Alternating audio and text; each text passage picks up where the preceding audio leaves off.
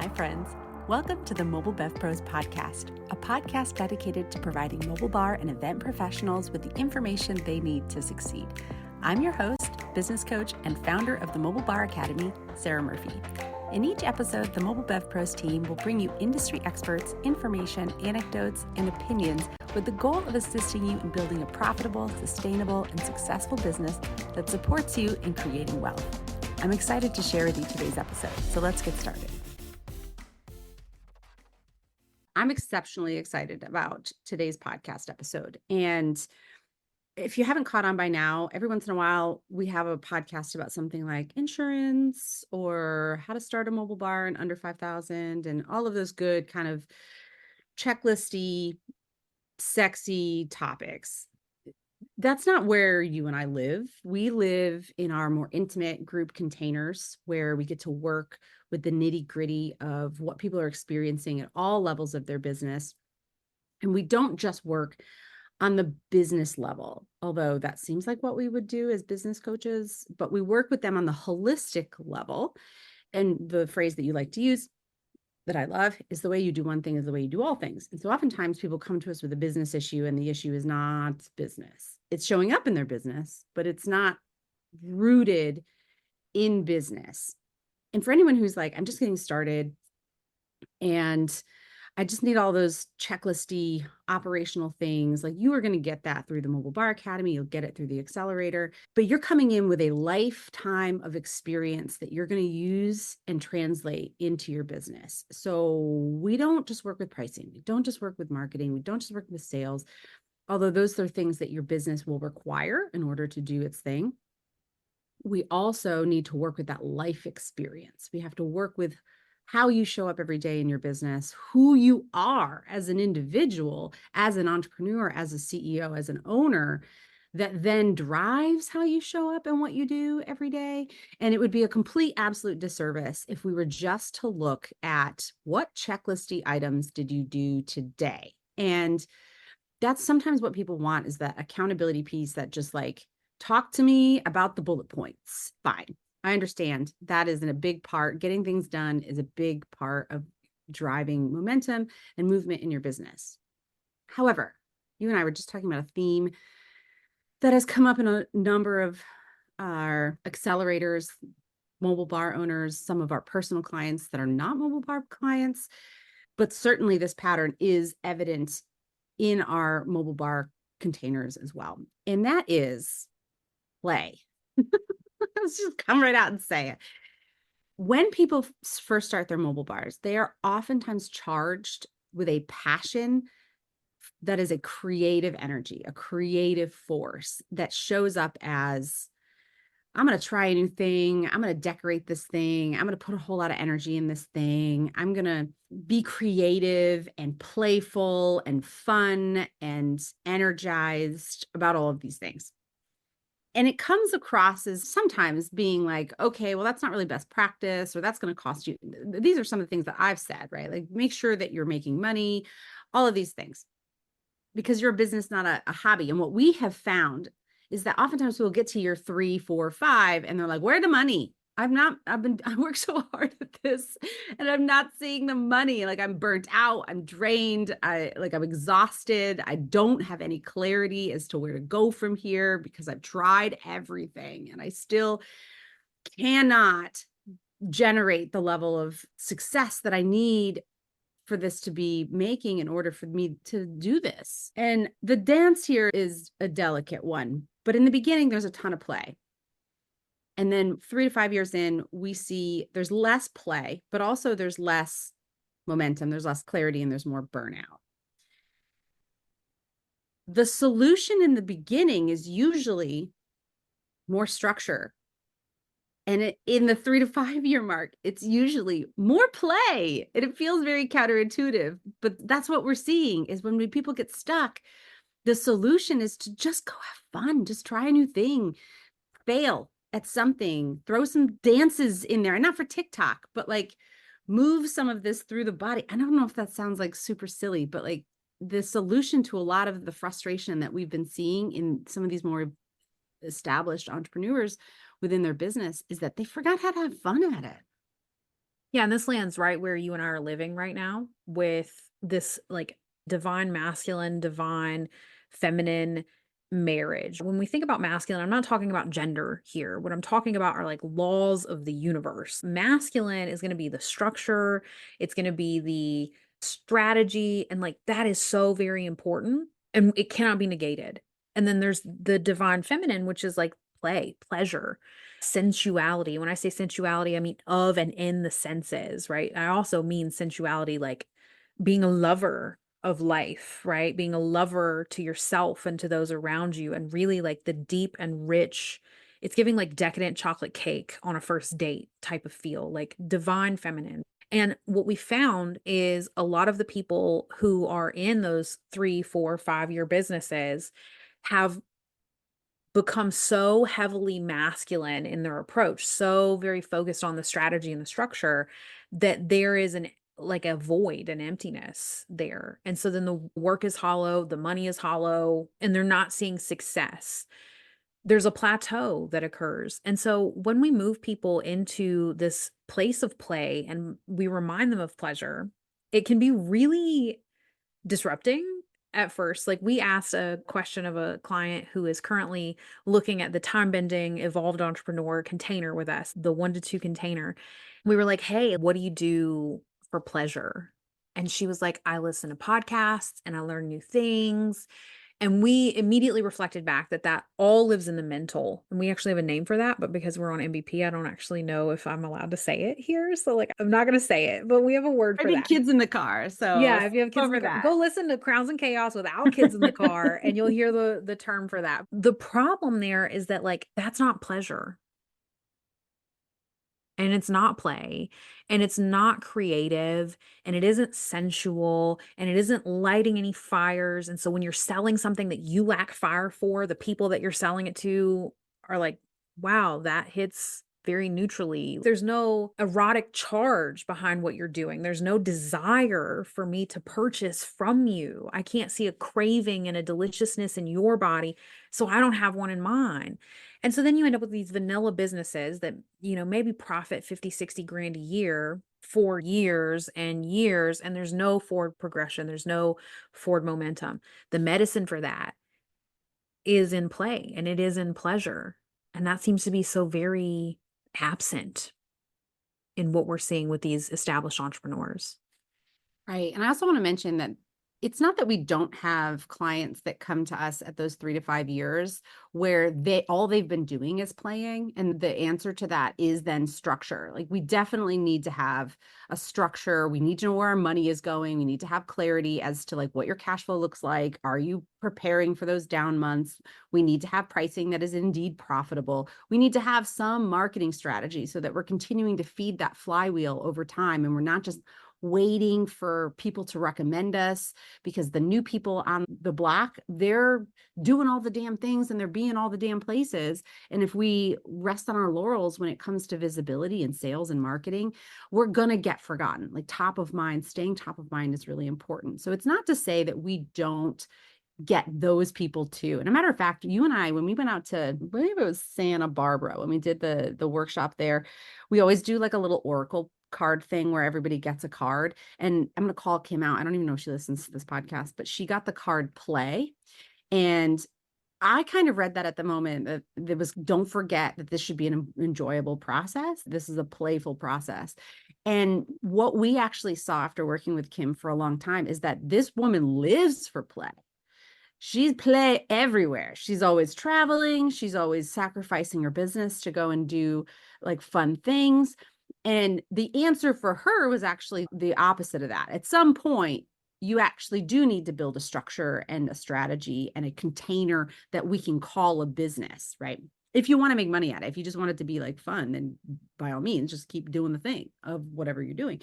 And so there is both sides to this. But in our field, I'll just be honest, we talk about the structure all the damn time. And so people know, right? Like that's there. We have lots of episodes about the structure. And so this was an opportunity for us to say that maybe the structure isn't the problem. Maybe you have enough of that and you have all of the operational stuff down and you do market and you do have a good sales process and you're still stuck and you're still unfulfilled with your business. And so, like, where did you go wrong? Where, and not necessarily wrong, but like what is missing? What could potentially help? And that's what's in our field with our clients recently. And the answer there is play. The answer there is to rekindle the passion that you had for the business in the beginning, hopefully, that created that creativity, that desire to try new things, to do new things, to have new experiences, to be a little silly, a little playful in the business, because that's where opportunity arises. The call that I just got off with a client, I reflected back to her that when you live in the brain space, the logic realm, there are no new ideas. You're just always going to regurgitate the ideas you already had because that's what you know in your brain. It doesn't change unless you open up and you have new experiences, you read new things, you do new things, you try new things, you are a little silly, because when you're silly, open for risk, you're open for stretching, you're open for failure. That's what play is. If you think about it, I think I heard a child psychologist once say that, like, play is the growth mechanism that it is because you are free to fail in play. And so that's potentially the medicine. If you're like, all the structure, I have all the things, and I still cannot make forward motion, the answer is probably in play. The nuance there is that, like, all things are in shadow or light. You can have strategy to a degree that it is destroying your business. And you can have play and pleasure to a degree that it is destroying your business. Insert life also. This divine partnership is about really bringing the two together, merging them in such a way that you have enough strategy and enough structure to support the pleasure and the play. I almost see this as like a mason jar. Like the mason jar itself, like, has to be stable to hold the play and the pleasure and the passion that's being poured into it. And so the divine masculine is like the container for the divine feminine, that creative energy to, like, pour into, so that you can hold higher levels of pleasure, higher levels of wealth, higher levels of fulfillment. Swampy feminine masculine would look like having like a flower pot with a hole in the bottom and you're just like pouring water in, and it's like cracked all on the sides. You're like pouring water and the water's just pouring out. You're like, where's all my money going? Where's all my free time going? Right? It's just pouring out. Yes. And to translate a little bit for our listeners who don't spend all of their time in the realm of dawn, like I do, the divine masculine, divine feminine, when she talks about it, that's, you are both. You are the container and the liquid being put in there.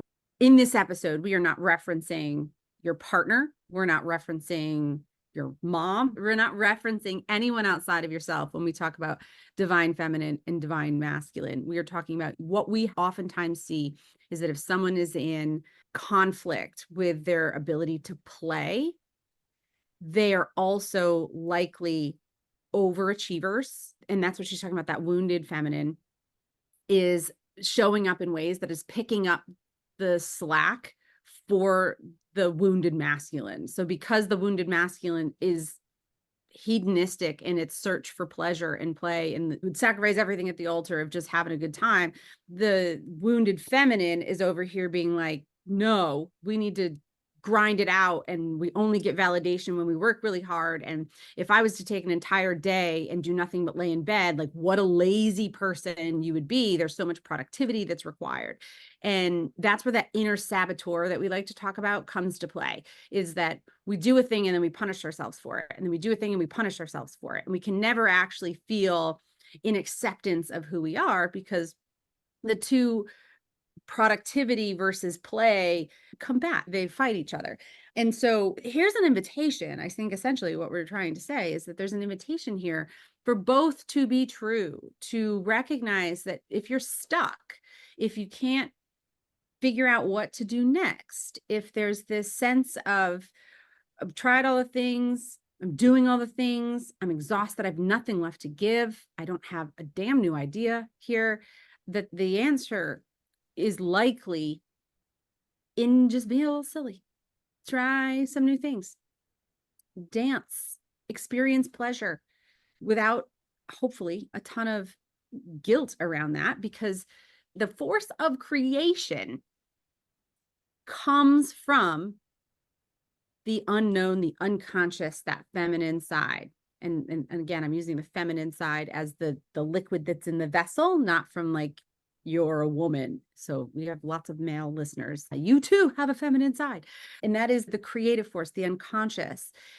And if we're so in our logic brains, we won't even listen to intuition. We won't even listen to inspiration. We won't even listen to the aha moment, because we're like, that's not logical. When what you might find is in that moment of inspiration is something you hadn't thought of before. There's lots and lots of things out here that indicate this to be true. In psychology, if you're looking for science, if your logic brain is like, prove it, go for it. There's lots and lots of books out there that will talk about the necessity for rest, relaxation. Matter of fact, I was reading, was it the book Stolen Focus or Willpower? One of those two books talked about the fact that most scientific breakthroughs, I'm talking like 82, 83% of them, happen when the scientists are not at work. They're not actually even thinking about the problems that they're having. They're not in their lab coat. They're doing something else, taking a shower, rowing a boat, playing, right? That's when a lot of those interconnected thoughts weave together in a new and creative way that they couldn't force through their conscious brain. And so lots of science to back this up, but we see it as coming from a place of fear that if I don't keep moving, it'll all fall apart. If I don't keep working, I won't be seen as successful or productive. And we get this reflected back to us a lot with the hustle bro culture.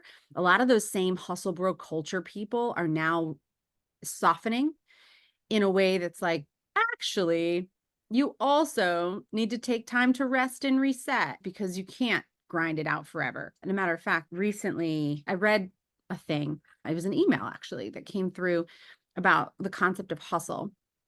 And he was a very bro kind of business coach for a long time. He said that there's two times for hustle: when you're getting something off the ground and when there's a crisis or you need to pivot. Those are the two times when hustle is required. And so when you're 3 to 5 years into a business, it's already off the ground. And unless you have a desire to pivot or there's a crisis, hustle isn't the answer.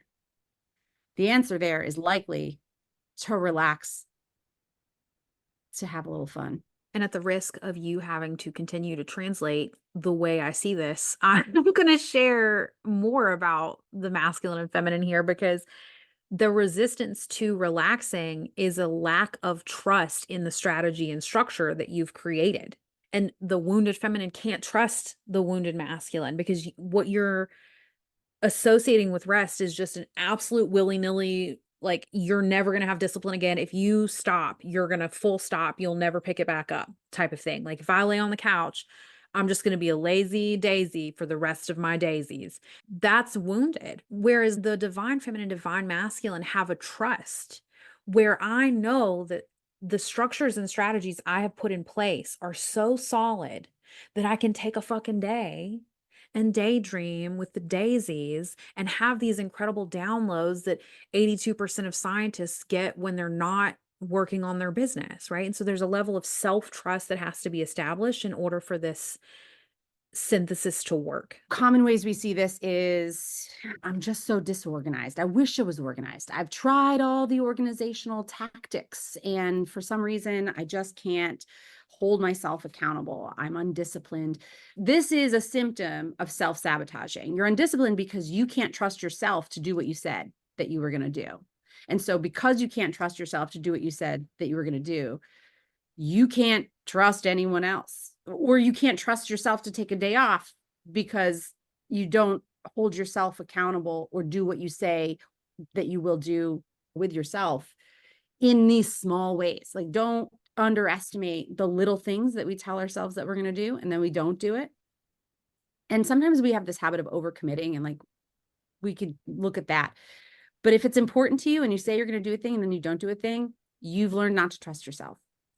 If you say that you are going to drink more water and then you don't actually drink more water, you erode that trust with yourself. And it's the small things that add up. And we call this discipline. And if you go back to the great thinkers of the past, one of the things they talk a lot about is discipline, this ability to build this trust within yourself and thus be able to be more trustworthy and to accomplish bigger things outside of just the little, I'm going to drink more water. But in the world around you, we oftentimes will self-sabotage in the fact we want everyone else in the world to believe that we're trustworthy and that we are truthful and that we are dependable. And then we don't show up that way for ourselves. The word discipline comes apart for me as disciple in, which is like a person who carries the good word. And if you're not good on your word within, then to your point, you're eroding that trust. And that's why you don't trust yourself to take a break because you're afraid you'll let it all go. But it's also why in small moments you're stealing away and taking breaks that aren't honoring you, right? We see this as like being reliant on substances or reliant on external stimulus to get us excited, put us to sleep, live life, start your morning, like so on and so forth. It's because you're like stealing away in these very eroded moments, seeking for rest because you don't trust yourself to take the rest, to experience pleasure, to experience play. And so then you just have like this constant cycle, this like battle between that feminine masculine where the trust is eroded. And so you can't just sit down and have a small bowl of ice cream. You have to eat the whole fucking thing. And then you're like self-abusing because you're like, why am I like this? I'm not disciplined. I can't keep my word to myself.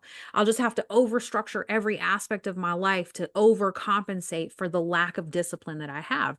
And what we're calling you to do is like, let's find the center, find the center. Balance in all things is what creates divinity. This is directly related to the timekeeping, evolving entrepreneur container in so many ways. The low-hanging fruit here is that oftentimes people hear things like lack of discipline, erodes self-trust, self-abandonment, and then they go and they implement their willpower. They're like, I just gotta do it. Willpower is the quickest way to failure. Willpower is like a muscle. If you haven't built it up, it will continue to fail you. That's why you make a promise to yourself in the morning, and by the evening, you're eating the whole bag of cookies. It's because you've used willpower throughout your entire day just to get there. Willpower is the least effective, and it should be the backup. But here we are being like, you're lazy if you just don't have enough willpower. That's not it. There's so many other tools that should come first before the reliance on willpower. And that's part of the time bending container, is really looking at the 4 quadrants of what makes you you. One of those is environment. What structures do you have in place to support this new version of you? If you don't want to eat cookies at 8 p.m. every night, then why do we have cookies in the house? Right? Environment is important. If you want to be super successful in business, who are you hanging out with? Are they super successful in business? Because that is part of your environment. What are you listening to? I used to have this is a weird story, but I'm gonna give it anyways. I used to have a business teacher in undergrad, and he listened to like death metal. Sometimes you'd go to his office for like office hours and he'd be listening to like death metal. And like, I did not feel good in my body around death metal. I actually didn't feel safe around this dude. He was like one of my biggest fans. When I started my first business, he was the very first purchase. What did I sell? Gemstones. Do you think this death metal guy really needed fucking gemstones? No, he didn't. But he like supported me, but I did not feel comfortable around him because environmentally he had rage, just this unchecked amount of anger at the world. And like, he used death metal to kind of help me get that out, I'm assuming, but like, I knew it was in there now. And so like, who are you hanging out with? Are they supporting you? Do they terrify you? Environment is such a big part. And so one of the things that we just inherently naturally do within Mobile Bev Pros is we create frameworks and structures for the environment. And like, this is the environment in which you should be pricing. And this is the environment. Like when we talk about pricing, one of the things in there is about its value. And there's an entire lesson in there about what is value, because we have so many people that come in to the academy or to entrepreneurship in general that are like, they don't understand their own value. They are out here like giving away. And how many mobile bar owners have we heard that were like, oh, well, I didn't really charge for labor because I'm going to do it. Okay, your time isn't valuable. well, no, but like I'm charging a markup on all these other things, but not on your labor because you don't value your labor. And like when we do pricing, we're like, let's do value-based pricing. And they're like, math. We had that episode in the last one, like premium pricing, like math, yes, but no. Like, look, go back to listen to that one if you want to know what I'm talking about there. Essentially, we have structures because we think it's important for people to have a structure for this new way of being. If you're starting a new mobile bar from scratch, you don't know how to be a mobile bar yet. And so you need structure for that. You need an environment of success within this new business frame. Same thing in your life. Anytime you've decided, you've declared, decreed, you have claimed a new reality for yourself, you need an environment to support that, a structure that will hold you there, because the structure is what you're going to need to rely on when willpower has run out. And so time bending, that's one of the 4 quadrants, is environment. And play isn't even in the environmental quadrant, but important all the same, in the fact that when we talk about time bending, when we talk about helping the holistic entrepreneur, the evolving entrepreneur, and we run into these 3 to 5 year stints where people are just stuck and play is oftentimes the answer, we then need to reinforce that with a new environment so that we don't get stuck again. The other thing is that they lack clarity. And that can come often from just like looking at the same set of laws for too fucking long, right? Like if you don't have clarity, you need to just like leave the room for a minute. You think about like when you're arguing with a partner, they tell you like take a few minutes, like walk away for a few minutes and then come back to it. And all that does is just like it provides a clarity that isn't there when emotions are high. And so if you're looking at a business that's no longer or isn't thriving in the way that you wanted it to, and like the answer that you have is to continue just staring at the business, you're not taking in any new stimulus or any new information. There's no space there for something new to come in. And so to your point, I think it was what you said at the very beginning, like the logic brain is only going to provide you with what has already occurred, right? Like the logic brain is going to say like, these are all the things we've tried. These are all the things we've tried. These are all the things we've tried. And like you in a moment where you're lacking clarity need pleasure and play in order to receive something that is totally outside of everything you've already tried. It's where you receive something new. And potentially that's what you require. And right now we're running a Q4 strategy webinar. It's coming up next week. We do believe in the importance of strategy. And this is for those of you who have the strategy and you need the play. Our time bending container, that's where we're going to be finding the balance between play and pleasure and strategy and structure. We want you to find the balance, and we'd be doing a disservice to all the strategy and all the structure to not bring up pleasure and play. Time bending came because I'm so turned off by the concept of time management, because time management insinuates that you have only so many, right? And that's why we talked about the last time, Kairos and Chronos. Even back then, right? There's this recognition that, yes, there's quantitative time, that's time management, and there's qualitative time, and that is time bending. The integration of the two, recognizing that it's not enough to just be like, I time block and I do checklisty things in these time blocks. It is a helpful tool, but it's only one tool. There's so many other tools that help you get more fulfillment out of the time that you have, more purpose in the time that you have, more joy out of the time that you have, so that you're looking at a life that isn't just productive, but it's meaningful and purposeful and joyful and whole, right? You're more than just your productivity. You're more than just the dollar that you make. And if you're going to get to the end of your life, this stuck with me forever. My husband's grandfather, he was on his deathbed and we went to visit, and he was always a very militant individual. Literally, one of the first times I met him, he was like 92 years old, he died when he was like nearly 100. And he asked for support making his bed. Now, I had just done an entire summer as a maid, essentially, at a dude ranch. And so like I knew how to make a bed. I like folded the corners and everything, tucked it in. And he looked at it and he's like, you did it wrong. I was like, I was really proud. But that's the energy that he had. He was very disciplined in work. He was literally working right up until he was like in his mid 80s. He never retired. They basically gave him he was a doctor, honorary access to the doctor's lounge just to stop seeing patients. And like, you can still come and hang out and like, but don't touch the patients any longer. On his deathbed, he looks at me and he goes, I wish I had spent more time on the things that mattered. And like that will always stick with me because this man is the man people see as accomplished. The money he made still supports his grandchildren. He was very proud and disciplined in how he showed up every day for his work. And he got to his deathbed and he looked back and he's like, I wish I had spent more time on the things that mattered. And I can't go to my own deathbed without giving that medicine to the world. And like business is what keeps people feeding their families. And I want people to have all of the tools and tactics and strategies to get that business in the world. But I also don't want to lose sight of why we're doing all of that.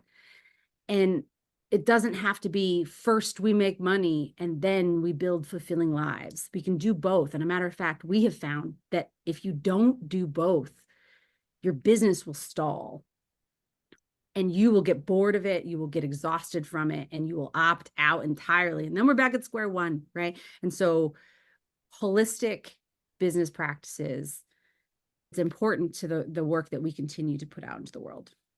Yes, you can expect to hear this message continued, resonating and echoing throughout all of the rest of the stuff that we do at MBP, because it's gotten so loud in our fields that it is impossible at this point for us to ignore. So there will be more of this to come. If you are interested in the Evolved Entrepreneur / time bending container with Sarah and I'll drop that link for you guys to apply. And then moving forward, you'll hear from Sarah and I to set up a time to find out if we're a good fit for your goals in life and business, because we want you to be able to feed your families. We also want you to be enriched in every moment of your life. And if you want to meet Don and I in person, we do still have tickets available for Brew. That is our in-person gathering. It's happening in January in Puerto Rico, Old San Juan. It's going to be absolutely glorious. You're going to get the structure, but you're also going to get so much more. It will literally fill your cup overfloweth for the year to come. And we do have a couple tickets left for those that might be on the fence. They're like, it sounds great, but I don't know. Like, do it. Just come do it. You won't regret it. It'll pay for itself. There will not be an ounce of regret. And we don't know how much longer those tickets will be available. So do not wait. Yes, I hope to see you guys there. It's always awesome to meet you all in person. All right. Well, we'll chat with you soon. And that wraps up today's episode. I hope it was valuable. I would love to hear from you what you thought. You can drop me a line at hello@mobilebevpros.com or find me on Instagram at mobilebevpros. If you're looking for more valuable mobile bar related content, we have a website full of it. You can find us at www.mobilebevpros.com. And I'd love to see you in our Facebook community, also by the name of, you guessed it, Mobile Bev Pros. Thank you for joining me today, and until next time, cheers.